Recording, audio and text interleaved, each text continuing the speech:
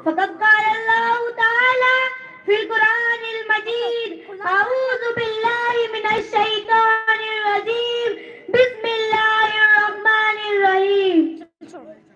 ذالک الکتاب لا ریب فیہ ھدی للمتقین وقال النبی صلی اللہ علیہ وسلم خیرکم من تعلم القرآن وعلمہ الہی رونق اسلام کے سامان پیدا کر الہی رونق اسلام کے سامان پیدا کر دلوں میں مومنوں کے الفت قرآن پیدا کر محترم صدر جلسہ معزز علماء اکرام حاضرین محفل اور پردے میں بیٹھی خواتین اسلام السلام علیکم ورحمۃ اللہ وبرکاتہ آج کے اس مبارک اجلاس میں میرا موضوع سخن دنیا کی سب سے پاکیزہ اور مقدس کتاب قرآن پاک ہے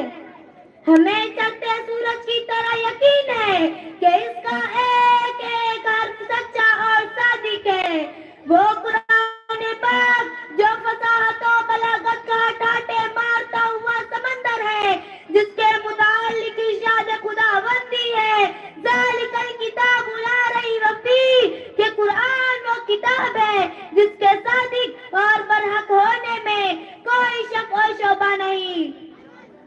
اور جس کے بارے میں محسن انسانیت صلی اللہ علیہ وسلم نے ارشاد فرمایا کہ تم میں سب سے بہتر وہ شخص ہے جو قرآن کو سیکھے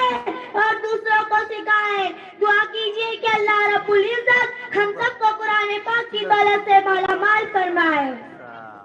سامعین اکرام یہی وہ قرآن ہے جو رہتی دنیا تک کے انسانوں کے لیے سراپا ہدایت ہے یہی وہ قرآن ہے جس نے رسول کی رسالت کو اعزاز بخشا یہی وہ قرآن ہے جس کی برکت سے جنات و شیاطین کا آسمان پر جانا بند ہوا یہی وہ قرآن ہے جس کے بدولت محبوب حقیقی کی رضا نصیب ہوتی ہے یہی وہ قرآن ہے جو سچا اور ایمانداری کا درس دیتا ہے یہی وہ قرآن ہے جس کی بدولت عمر فاروق کو ایمان نصیب ہوا یہی وہ قرآن ہے جس کا ضلالت و گمراہی میں دلدل میں پھنسی ہوئی انسانیت کو رشد و ہدایت کا پیغام سنایا محترم حضرات آج کے اس نازک دور میں حفظ کلام پاک کو فضول سمجھا جاتا ہے اس کے الفاظ رٹنے کو حماقت بتلایا جاتا ہے کہا جاتا ہے کہ اس کا رٹنا اور بے سمجھے پڑھنا بے سود ہے افسوس سب افسوس ہم نے قرآن پاک کے دامن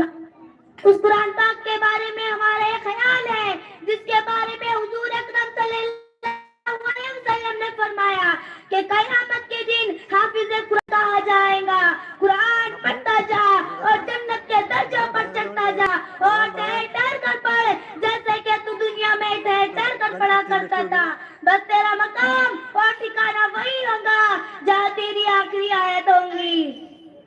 حاضرین جلسہ اللہ کا یہ مقدس کلام تمام کلاموں سے افضل اور بہتر ہے حدیث پاک میں آتا ہے فضل کلام اللہ علی سائر الکلام کا فضل اللہ علی خلقی کہ اللہ کے کلام کو تمام کلاموں پر ایسے ہی فضیلت ہے جیسے کہ خود اللہ تعالیٰ کو تمام مخلوق پر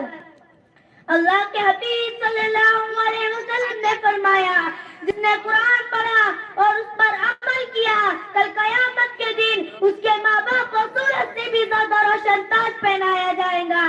ایک حدیث میں آتا ہے کہ قیامت کا میدان ہوگا اور ایسے 10 آدمی جن پر جہنم واجب ہو چکی ہوں گی ایک حافظ قرآن کی سفارش کی وجہ سے ان کو نجات مل جائے گی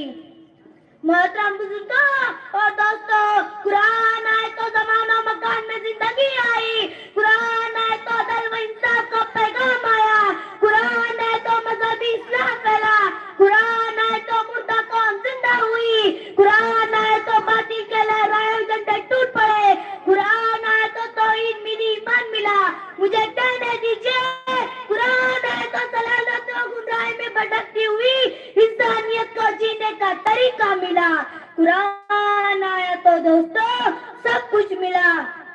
مگر افسوس سب افسوس ہم اس قرآن پاک کے اس قرآن پاک کے ہم نے قرآن پاک کے دامن مقدس کو چھوڑ دیا، ہم نے اس کی پاکیزہ تعلیمات کو بھلا دیا. سمجھو